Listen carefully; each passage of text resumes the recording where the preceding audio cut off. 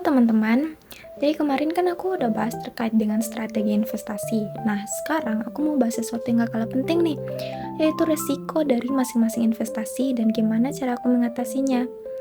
Karena jujur ya, investasi itu nggak selalu mulus. Pasti ada risikonya, tapi justru karena kita udah tahu risikonya dari awal, kita bisa lebih siap dan lebih tenang menghadapinya. Jadi yuk kita bahas sama-sama. Nah, resiko yang pertama yaitu resiko dari investasi pada kos-kosan. Resiko yang pertama mungkin terjadi adalah ketika kamar kosong dalam waktu yang lama. Kalau unit kos lama yang nggak terisi, otomatis pendapatan bulanan dari sewa juga ikut terhenti. Selain itu, ada juga resiko penghuni yang menunggak bayar sewa, yang bisa bikin arus kas bulanan jadi nggak stabil. Terus juga ada juga biaya perbaikan mendadak seperti kerusakan instalasi listrik atau fasilitas kos yang rusak tiba-tiba. Nah, terus gimana sih cara aku menanggulanginya? Yang pertama, aku akan pilih lokasi yang strategis, dekat kampus atau kawasan kerja, supaya permintaan penyewa selalu ada dan kamar jarang kosong. Yang kedua, aku akan menyisihkan dana cadangan sekitar 10-15% dari pendapatan sewa setiap bulannya, buat jaga-jaga kalau ada bulan sepi atau perbaikan mendadak. Dan yang ketiga, aku akan membuat perjanjian sewa tertulis yang jelas supaya hak aku sebagai pemilik terlindung secara hukum. Nah, risiko kedua ada di investasi pada reksadana.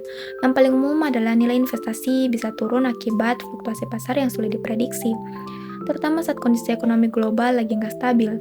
Selain itu, reksadana saham itu butuh waktu minimal 3-5 tahun untuk menghasilkan return yang optimal. Jadi kalau dicairkan terlalu cepat, bisa rugi.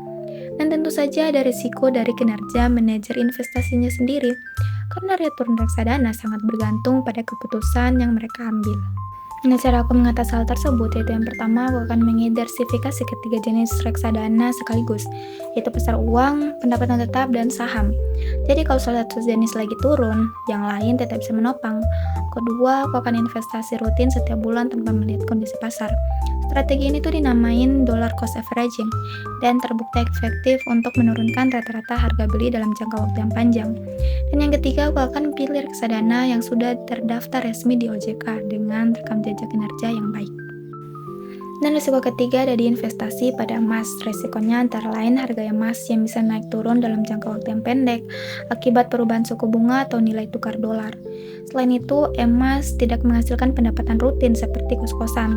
Keuntungannya baru bisa dirasakan saat emas dijual dengan harga yang tinggi. Dan kalau beli emas fisik, ada juga risiko keasliannya dan biaya penyimpanan yang perlu dipikirkan. Nah, cara aku mengatasinya yang pertama, aku akan memposisikan emas murni sebagai instrumen jangka panjang, bukan untuk spekulasi jangka pendek. Jadi kalau harganya turun sementara, aku nggak perlu panik. Dan yang kedua, aku akan menggunakan platform emas digital yang terdaftar resmi di OJK seperti Pegadaian, supaya risiko penyimpanan fisik bisa dihilangkan. Dan yang ketiga, aku akan mempertahankan porsi emas 15% saja, tidak perlu ditambah berlebihan, karena fungsinya memang sebagai penyeimbang, bukan penghasil return utama. Nah teman-teman, jadi semua investasi itu pasti punya risiko, nggak ada yang namanya investasi tanpa risiko sama sekali. Tapi dengan strategi yang tepat, yaitu diversifikasi, perencanaan yang matang, dan konsistensi, semua risiko itu bisa kita kelola dengan baik. Yang penting bukan menghindari resiko, tapi memahami resikonya dan siap menghadapinya. Baik, mungkin itu saja. Terima kasih sudah menonton. Bye-bye.